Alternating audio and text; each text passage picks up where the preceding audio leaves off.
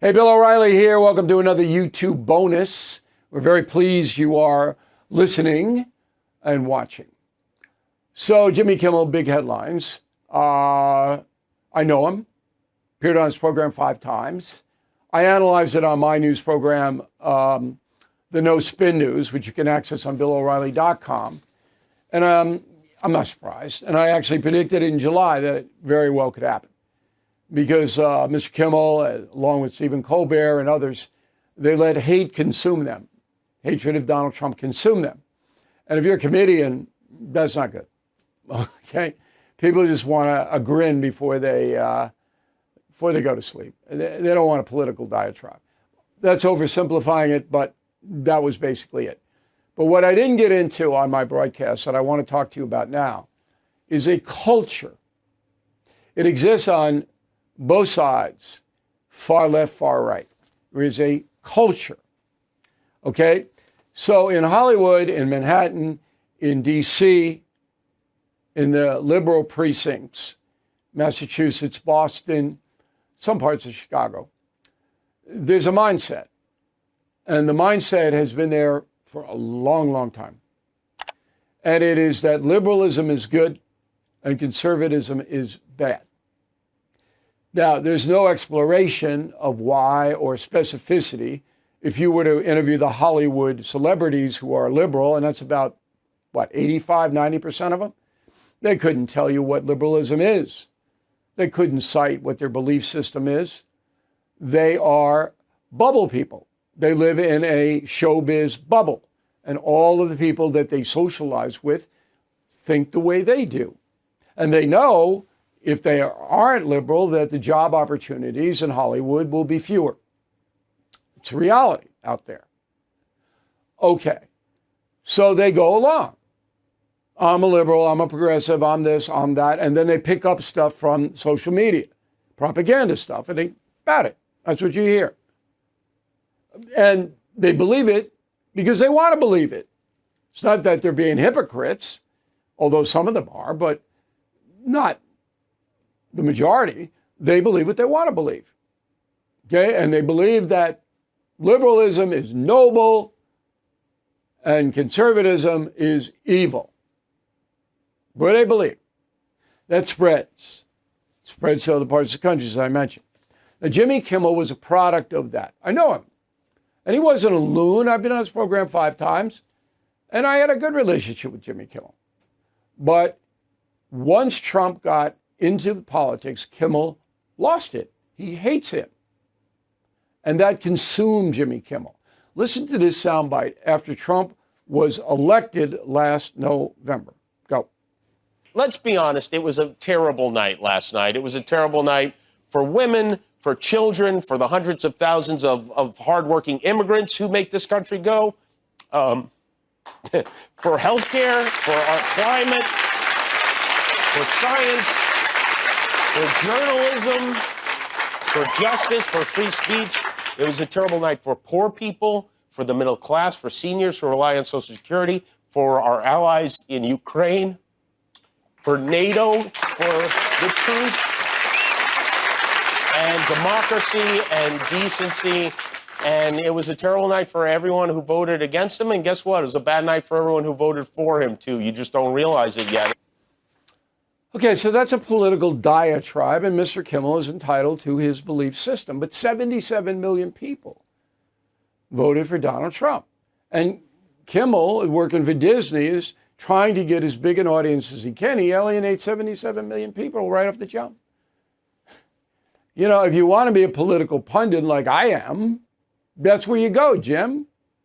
If you want to be a comedian, entertainer, trying to get the widest amount of people to watch you so your corporation can make money, you got to knock it off. But Kimmel couldn't. He literally couldn't. And every night after he got off his show, smashing Trump or conservatives, he'll get calls from his friends. Oh, you're the best. You're the greatest, Jim. That was great. That was so great. And he's reinforced in it. Colbert, same thing. And they live in that bubble. They don't go out of the bubble. Now, the same bubble exists on the right. The neo-Nazi, crazy Klan people, whatever it may be. But they don't have the corporate support. There's no corporate support for the far right in America. So they have no centrality. There's not a neo-Nazi office in a lobbying arm in D.C. All right, they're poisonous or radioactive, as they should be. But the progressive left that embraces socialism, sometimes communism, oh, they're great. See the difference? So there's no power equivalency. The media, 5 full networks, have embraced progressivism. ABC, NBC, CBS, CNN, and MS. 5. And then you got Fox on the other side and Newsmax, which is, their audience level is not significant yet. So it's like 5 against 1. And that message that Trump is the devil over and over and over and over again. But now there's a rebellion. And that's why Kimmel got whacked. So Colbert was the first domino to fall. And Colbert refused to put any non-liberal voices on his program, totally blacked out any kind of traditional conservative guest. So did Kimmel. So does The View. So do all the network shows. That's censorship. That's what Putin does. That's what Beijing does. Dangerous, off the chart. One voice only can be heard on 5 networks, the left-wing voice. Everybody else is shut out. Cold and flu season coming on up. We all know it. And it really is nothing to take lightly. So when people start getting sick all across the country, medications disappear. Everybody wants it at the same time. So it's very, very smart to have a pharmacy you can count on, like All Family Pharmacy. Right now, they're helping Americans get ahead of the curve with 10% off antibiotics, antivirals, other essentials. You know how important it is to have the right meds when you get sick, particularly when your kids get sick. You don't want to be going into the doctor's office, spending all the time. You want to have them at your home. So if you have a few months' supply, you don't have to worry. And that's what we're doing here. If you believe in medical freedom, okay, and taking care of your family, as I do, this is the pharmacy for you. Please go to allfamilypharmacy.com/Bill. Use code BILL10 to save 10%. I got the #1 book in the country. Can I get on Good Morning America? No. I used to be able to get on it. How about The View? 20 times on The View with Barbara Walters. Can I get on there now? No. Total boycott. And not just me, any kind of traditional pundit, author, movie maker, they will put you on. That is a violation of freedom of speech. That is totalitarianism. It was funny when Kimmel got whacked, CNN went nuts. Oh, freedom of speech, freedom of speech, freedom of speech. Okay, you got one conservative traditional voice on your network, one CNN. What do you got, 50 liberals? And you won't put me on. I can't get on CNN. I went right to Anderson Cooper. Hey, Anderson, come on, I know you for a long time. You and I will kick it around a little bit. I got a big book coming out. Didn't even return the email. Now, I know Cooper's afraid of me, can't stand up to me. All right? But really, disrespect? So, I went over Cooper's show.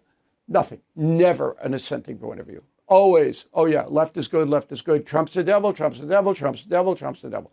Now there's been a rebellion on the part of the affiliated stations that own ABC, CBS, and NBC. So you got to understand it. Disney and Comcast and Paramount, now they sold to Skydance. They own some of their stations, but the rest of them are owned by other companies, okay, like Sinclair. And there's a million of them, media companies. And those companies are saying, no, we're in Salt Lake City. We're in Boise, Idaho. We're in Jackson, Mississippi. We're in Myrtle Beach, South Carolina. We don't want this every night hate Trump stuff. And that's why Kimmel got whacked. Because Nexstar, the most powerful local news company in the country, Nexstar, said to ABC in Burbank, we're dropping Kimmel. We're dropping him. After what he said about Charlie Kirk, where MAGA people, he was implying MAGA people were responsible for the assassination. That's it. Critical mass. Our station group is dropping Kimmel. Disney panicked. No, what are we going to do? So what they did was what corporations always do. They got out in front and they said, no, we'll fire him. It's like, who could fire him first?